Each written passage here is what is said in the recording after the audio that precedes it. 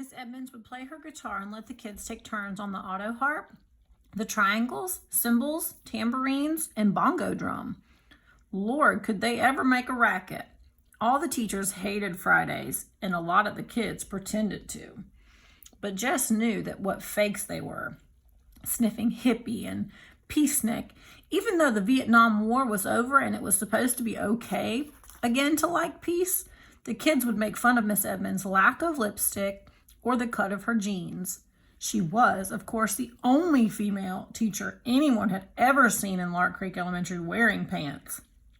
In Washington and its fancy suburbs, even in Millsburg, that was okay. But Lark Creek was the backwash of fashion. It took them a long time to accept what everyone could see by their TVs was okay anywhere else. So the students of Lark Creek Elementary sat at their desks all Friday, their hearts thumping with anticipation as they listened to the joyful pandemonium pouring out from the teacher's room. Spent their allotted half hours with Miss Edmonds under the spell of her wild beauty and in the snare of her enthusiasms, and then went out and pretended that they couldn't be suckered by some hippie in tight jeans with makeup all over her eyes, but none on her mouth. Jess just kept his mouth shut. It wouldn't help to try to defend Miss Edmonds against their unjust and hypocritical attacks. Besides, she was beyond such stupid behavior.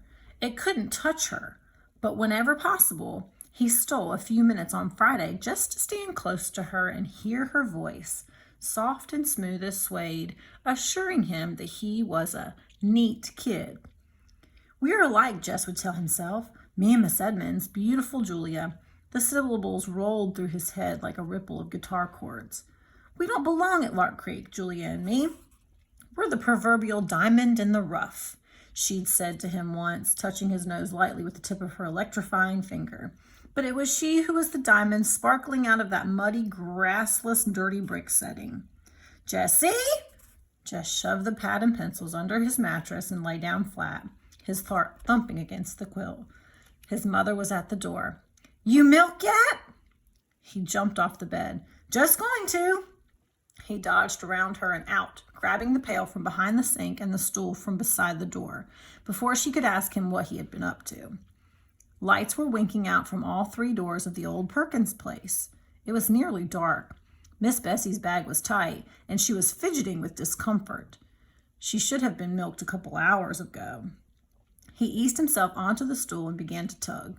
The warm milk pinged into the pail. Down on the road, an occasional truck passed by with its dimmers on. His dad would be home soon, and so would those cagey girls who managed somehow to have all the fun and leave him and their mother with all the work. He wondered what they had bought with all their money. Lord, what he wouldn't give for a new pad of real art paper and a set of those marking pens. Color pouring out onto the page as fast as you could think it, not like stubby school crayons you had to press down on until somebody complained about your breaking them. A car was turning in, and it was the Timmonses. The girls had beat Dad home. Jess could hear their happy calls as the car doors slammed. Mama would fix them supper, and when he went in with the milk, he'd find them all laughing and chattering. Mama'd even forget she was tired and mad. He was the only one who had to take that stuff. Sometimes he felt so lonely among all these females. Even the one rooster had died, and they hadn't yet gotten another. With his father gone from sunup till well past dark, who was there to know how he felt? Weekends weren't any better. His dad was so tired from the wear and tear of the week and trying to catch up around the place that when he wasn't actually working, he was sleeping in front of the TV. "Hey, Jessie," Maybelle. The dumb kid wouldn't even let you think privately. "What do you want now?" He watched her shrink 2 sizes. "I got something to tell you." She hung her head. "You ought to be in bed," he said huffily, mad at himself for cutting her down. "Ellie and Brenda come home." Came home. Why couldn't he quit picking on her? But her news was too delicious to let him stop her from sharing it. "Ellie bought herself a see-through blouse, and Mama's throwing a fit." Good, he thought.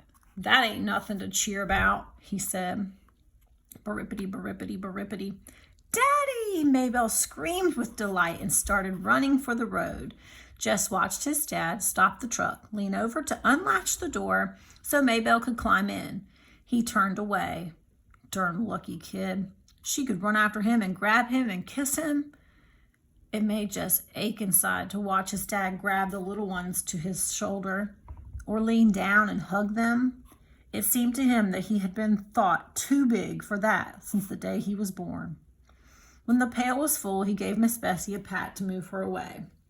Putting the stool under his left arm, he carried the heavy pail carefully so none of the milk would slop out. Mighty late with the milking, aren't you, son? It was the only thing his father said directly to him all evening. The next morning, he almost didn't get up at the sound of the pickup. He could feel, even before he came fully awake, how tired he still was. But Maybelle was grinning at him, propped up on one elbow. Ain't you gonna go run? She asked. No, he said, shoving the sheet away. I'm gonna fly.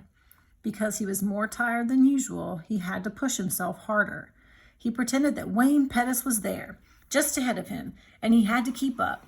His feet pounded the uneven ground, and he thrashed his arms harder and harder. He'd catch him. Watch out, Wayne Pettis, he said between his teeth. I'll get you. You can't beat me. If you're so afraid of the cow, the voice said, why don't you just climb the fence? He paused in midair like a stop-action TV shot and turned, almost losing his balance, to face the questioner, who was sitting on the fence nearest the old Perkins place, dangling bare brown legs.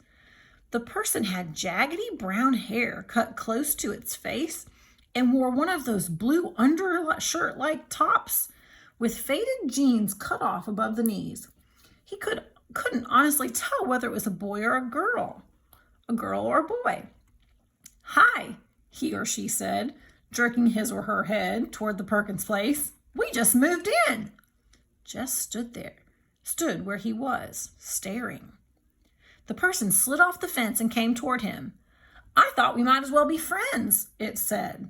There's no one else close by. Girl, he decided. Definitely a girl. But he couldn't have said why he was so suddenly sure. She was about his height. Not quite, though. He was pleased to realize as she came nearer. My name's Leslie Burke. She even had one of those dumb names that could go either way. But he was sure now that he was right. What's the matter? Huh? Is something the matter?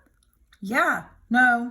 He pointed his thumb in the direction of his house and then wiped his hair off his forehead. Jess errands. Too bad Maybelle's girl came in the wrong size. Well, well, he nodded at her. See you. He turned toward the house. No use trying to run any more this morning. Might as well milk Miss Bessie and get that out of the way. Hey! Leslie was standing in the middle of the cow field, her head tilted and her hands on her hips. Where are you going? I got work to do, he called back over his shoulder. When he came out later with the pail and stool, she was gone.